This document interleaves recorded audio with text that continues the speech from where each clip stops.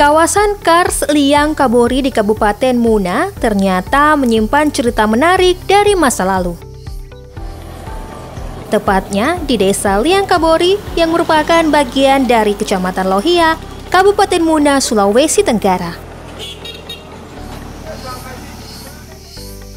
Secara umum, keadaan bentang alam atau morfologi Kabupaten Muna memperlihatkan kondisi dataran rendah. Gugusan pegunungan kapur yang membentang dari utara ke selatan merupakan hasil pengangkatan pada kala tersier yang dicirikan dengan ditemukannya beberapa jenis binatang laut. Menara Kars dan pengikisan gelombang laut pada batu gamping tersebut. Selain kita bisa menikmati pemandangan Gunung Kars di tempat ini, di antara gunung-gunung Kars di kawasan terdapat gua dan ceruk yang menyimpan jejak peradaban manusia masa lampau. Yang katanya berumur sekitar ratusan bahkan ribuan tahun lalu. Kawasan Liang Kabori merupakan bagian dari gugusan Kars di timur Pulau Muna. Secara administrasi merupakan bagian dari wilayah Desa Liang Kabori, Kecamatan Lohia, Kabupaten Muna. Jaraknya sekitar 15 km dari Kota Raha, ibu kota Kabupaten Muna. Karakteristik alam yang khas dengan Gunung Karsnya menyimpan kekayaan warisan budaya. Jejak peninggalan masa lampau berupa gambar-gambar gua dapat kita temui di sini.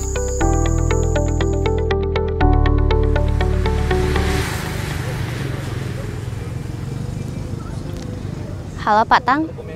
Ya, halo Ibu Anggi. Lagi di mana nih? Iya, sekarang ini saya lagi siap-siap untuk masuk ke kawasan Liang Kabori. Gimana Bu Anggi? Oh gitu Pak, saya boleh ikut? Oh boleh. Bu Anggi sudah tahu lokasi di sana? Oh gampang itu Pak, ntar saya cari. Kalau begitu saya akan siap-siap dalam waktu setengah jam lah. Oh ya udah Pak, kalau gitu kita ketemu di sana aja ya. Iya, makasih Pak. Sampai jumpa. Sobat Budaya, saat ini saya sedang berada di Kabupaten Muna. Nah, hari ini rencananya saya ingin mengunjungi kawasan cagar budaya yang ada di Liang Kabori. Mau tahu lebih lanjutnya? Yuk ikut saya.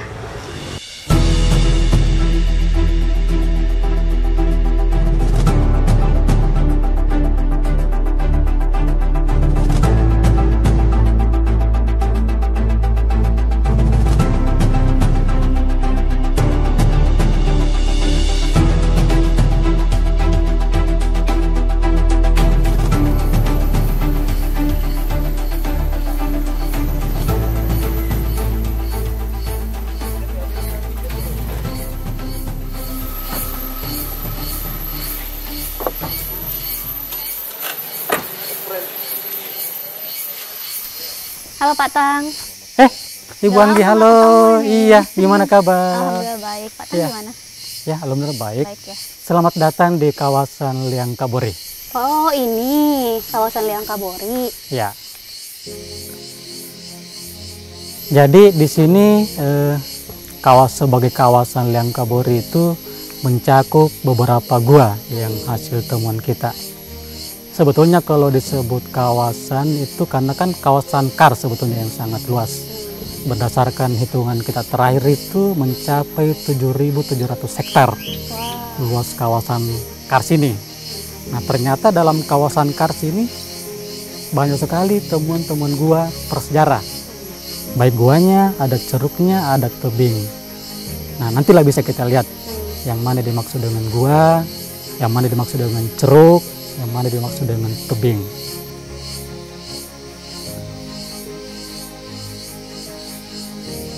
Kan tadi dibilang ada tinggalan dalam Iya. guanya. Itu seperti apa sih tinggalannya? Nah kalau di kawasan Liang Kabori itu dominan kita temukan gambar atau lukisan dinding. Jadi seperti di belakang saya ini Liang Metanduno. Dan di sebelahnya lagi ada Liang Kabori. Itu yang paling dikenal di kita, di masyarakat kita. Cukup banyak gambar gambar-gambar hewan, gambar manusia, dan ada gambar yang lain seperti gambar matahari, gambar perahu. Berarti kalau gitu dulu pernah ada yang tinggal di sini ya? Ya, kalau seperti itu kemungkinan besar ya. Terus kenapa ya mereka memilih tempat ini gitu sebagai tempat tinggal? Secara geografis, ini kan ya kalau berdasarkan ilmu geologinya ya, ilmu geologis itu menyebut bahwa ini hasil pengangkatan untuk sebuah kawasan kars. Nah, sebelumnya barangkali saya perlu jelaskan, kawasan kars di Kabori ini cukup unik sebetulnya bagi saya. Kenapa? Karena ternyata dia berbeda dengan kawasan kars yang kita tahu kayak di Sulawesi Selatan. Di Sulawesi Selatan itu kawasan karsnya berupa pegunungan memanjang. Nah, ternyata di kawasan kars di Kabori ini dia bentuknya kubah. Jadi kubah atau kars menara. Jadi bukit-bukit kars itu berdiri sendiri. Jadi misalnya kayak ini Liang Mitandono. Dia ini bukit kars tersendiri, terpisah dengan Liang Kabori di sebelahnya. Jadi itu cukup unik. Iya, di situ uniknya sebetulnya. Nah, saya penasaran nih mau lihat bentuk-bentuk jenisnya. Ada yang tadi gua, ceruk, sama tebing. Boleh dilihat? Iya, betul sekali Bu Anggi. Jadi saya mau ajak ke sana deh. Salah satu yang dimaksud dengan gua. Itu di mana? Saya akan pilih ke Liang Pemisah. Liang Pemisah. Ya, ayo, mari kita ke sana. Oke.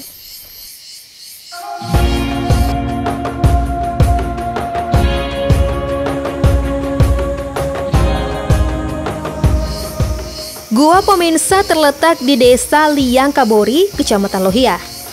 Untuk menjangkaunya ditempuh dengan berjalan kaki kurang lebih 30 menit. Melewati semak belukar dan area lahan kebun di antara gunung-gunung kars. Gua Pemisah memiliki luas 353,6 meter persegi, menghadap ke utara dengan ketinggian 277 meter dari permukaan laut. Letaknya pada tebing kars dengan ketinggian sekitar 6 meter dari permukaan tanah di depannya.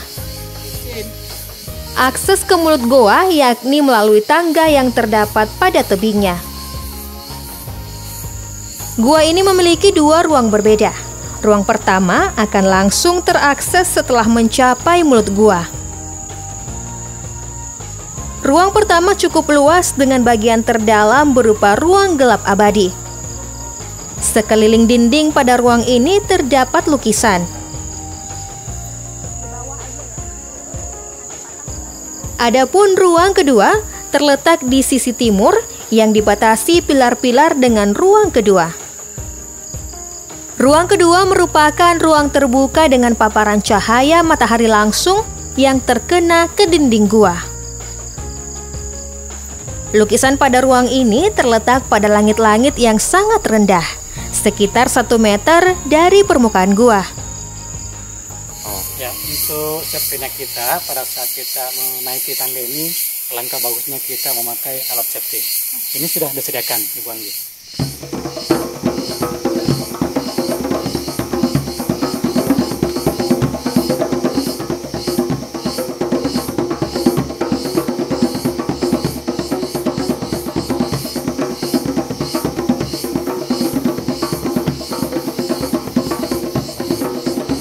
Tangan ke sini. Rekan. Oke. Akhirnya sampai juga. Sampai. Selamat datang Ibu Anggi. Ini namanya? Kita berada di Liang Pemisah. Liang Pemisah. Ya, yang seperti saya sebut sebelumnya. Sekarang kita ke dalam melihat objek lukisan tersebut. Tolong lampunya dinyalakan. Oh iya. Oke. Nyala nggak?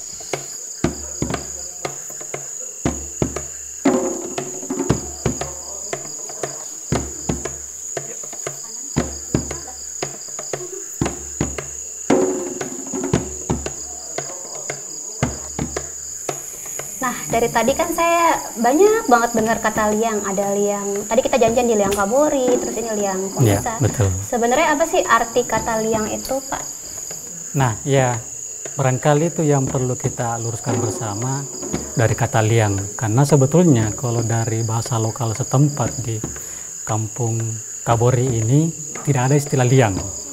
Yang mereka tahu itu hanya lia. Jadi istilah lokalnya adalah lia. Lia itu berarti rongga di Bukit Kars. Rongga atau lubang. Nah, kemungkinan penggunaan kata liang ini itu merupakan hasil dari peneliti mungkin. Dia mendengar kata liam Mitanduno, liang Kabori, lia Pominsa, akhirnya mereka membakukan menjadi liang Kabori, liang Mitanduno. Mungkin seperti itu Mbak Anggi. Tadi kan kita sempat jelasin di depan itu kalau ada kategorinya, ada yang berbentuk buah, ada yang berbentuk ceruk, ada yang berbentuk tebing. Nah, kalau di liang Pominsa ini dia masuk dalam kategori apa ya? Ya, jadi betul sekali Bu Anggi. Jadi dalam struktur gua itu dalam kategorinya ada yang disebut dengan gua, ada disebut dengan ceruk, dan ada yang tebing untuk penempatan dari objek lukisan ini. Nah, kalau kita sekarang ini liang Pominsa. Kalau kategorinya itu sebetulnya dia termasuk gua. Kenapa disebut gua? Karena ada ruang yang gelap abadi. Kenapa sampai disebut gua? Beda misalnya kalau dia hanya ceruk. Ceruk itu mungkin hanya lekukan biasa saja dan ada cahaya masuk. Jadi situ bedanya antara gua dengan ceruk. Jadi seperti itu barangkali. Di belakang saya ini ya mungkin itu kelihatan ada gambar-gambar yang berada di ruang gelap. Makanya disebut sebagai gua. Seperti itu. Oh begitu. Nah, kalau dari liang Pominsa ini apa yang menarik? Iya, jadi seperti yang saya sampaikan sebelumnya, kenapa ini menjadi menarik bagi kita, terutama peneliti-peneliti, karena di tahun 2010 itu menjadi awal penemuan dari lukisan cap tangan. Oh gitu. Ya, jadi ini perlu kita ketahui bersama, di liang Pominsa ini ada ditemukan gambar cap tangan sebanyak 6 buah. Setelah itu menyusul di gua yang lain. Ada di liang Mitanduno, di liang Kabori, liang Wabose, liang Toko, itu semua ada gambar cap tangan. Yang dimana tahun-tahun sebelumnya belum pernah kita temukan gambar cap tangan tersebut. Terus apakah gambar-gambar yang ada di sini sudah diketahui usianya atau belum diketahui? Kalau terkait usia, sampai sekarang kita belum mendapat kabar terakhir karena tahun kemarin sebetulnya sudah ada penelitian tentang masih pengambilan sampel untuk menentukan umur. Sampai sekarang belum keluar hasilnya. Terus kira-kira di sini jenis-jenis gambarnya kayaknya beragam banget ya Pak? Di sini sangat bervariatif. Tapi yang terutama sebetulnya kalau di gua-gua liang Kabori yang menonjol ada gambar-gambar manusianya. Itu gambar-gambar yang sangat menarik, sangat figuratif. Kalau orang peneliti kita itu menyebutnya gambar manusia kangkang. Itu kemudian ada gambar-gambar yang kayak matahari, ada gambar perahu dan sebagainya. Untuk di liang Pominsa ini gambarnya kebanyakan apa gitu? Atau jumlahnya ada berapa? Apakah pernah didata sebelumnya? Iya, kalau identifikasi kita terakhir itu kita hitungnya sebanyak 252. Wah, di gua ini aja? Iya, khusus untuk di liang Pominsa kita hitungnya sampai 252 gambar atau lukisan. Itu termasuk gambar cap tangan tadi, ada gambar manusianya, ada gambar perahu, seperti itu Ibu Anggi. Dari semua yang gambar-gambar itu yang tadi diambil sampel untuk diukur usianya itu gambar yang mana? Apakah gambar telapak tangan tadi atau gambar lain? Ya, kalau informasi terakhir yang saya dapat itu ternyata dia mengambil sampel untuk gambar manusianya. Iya, karena kalau gambar cap tangan kan sebetulnya sudah mungkin terwakili. Kalau misalnya di Sulawesi Selatan sudah pernah ada dating yang sampai 40 ribuan, ya mungkin kisaran ke sini juga kurang lebih seperti itu, tapi saya tidak yakin juga.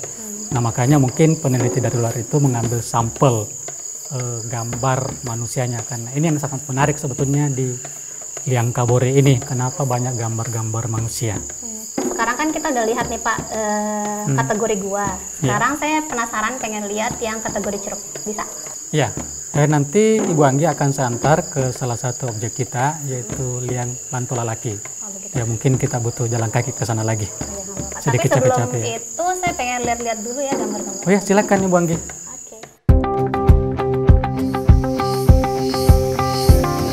Ceruk Lantolalaki masuk dalam wilayah administrasi Dusun 2, Desa Liang Kabori. Berada pada ketinggian sekitar 220 meter di atas permukaan laut.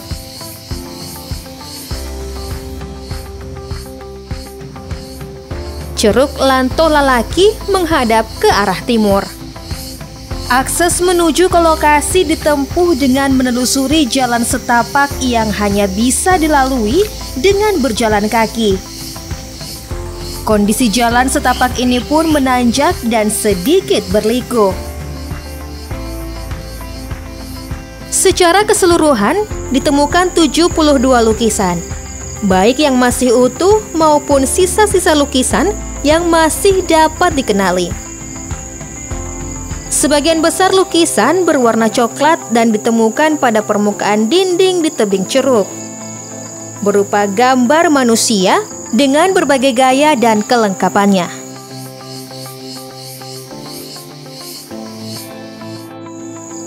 Gambar lainnya adalah manusia berperahu.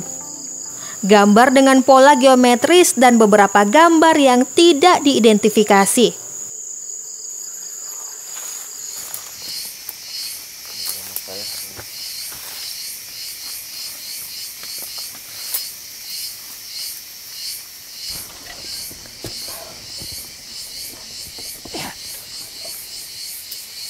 Nah, setelah menelusuri jalan di antara Gunung Kars selama kurang lebih 30 menit, akhirnya kita sampai di objek yang kedua. Ini namanya apa, Pak? Nah, kebetulan kalau ini, liang ini kita kategorikan sebagai ceruk. Kalau tadi liang pemirsa itu ada ruang gelap abadinya, sehingga dikategorikan sebagai gua. Nah, sedangkan ini kan hanya semeteran barangkali dari dinding keluar tebing. Itu dikategorikan sebagai ceruk. Terus di sini ada apa aja, Pak? Saya lihat kalau objek lukisan ya kurang lebih sama dengan gua-gua yang lain. Ada gambar manusianya, gambar apa mungkin yang manusia kangkang itu. Seperti itu, iya. Nah, habis ini kita kemana lagi, Pak? Nah, mungkin perlu juga saya perlihatkan, tadi kan sudah ada gua, ada ceruk. Nah, kemudian saya mau perlihatkan lagi satu deh, itu tebing. Oke, Pak. Itu di mana, Pak? Bisa kita lihat sampel di liang Idamalanga. Oke, ayo.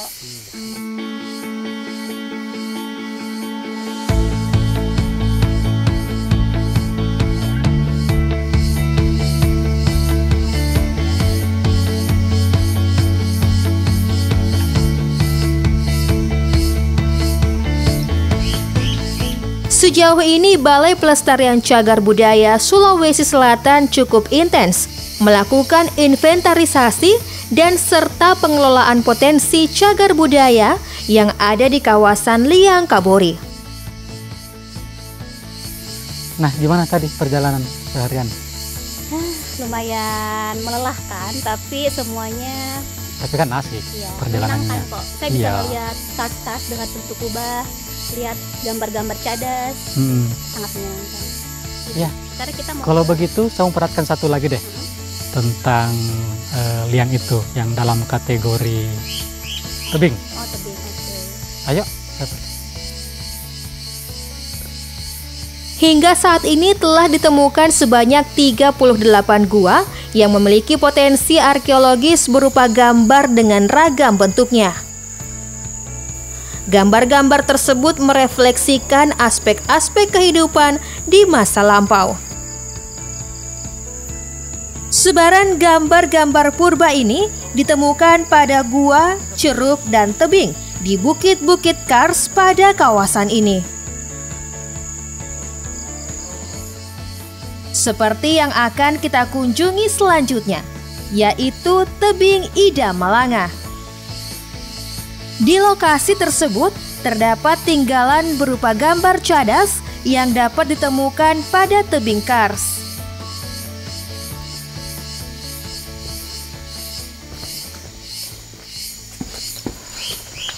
Ini namanya liang apa, Pak?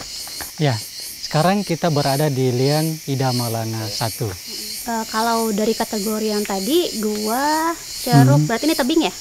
Ya, nah ini yang terakhir, objek ketiga itu, ini memperlihatkan bahwa ini modelnya tebing sebetulnya. Ya meskipun ada undakan sedikit sebagai pijakan, tapi karena ini betul-betul seperti tebing, makanya saya sebut sebagai tebing. Itu cukup sulit sebetulnya kalau kita mau menjangkau, karena harus melewati tebing ini untuk bisa naik ke atas. Oke. Kalau di sini Pak, kira-kira gambarnya apa aja nih? Kalau jenis gambar, saya kira sama saja dengan yang lain. Ini bisa kita lihat ada gambar manusia yang kayak pakai jubah. Ini ada 3 yang saya bisa lihat.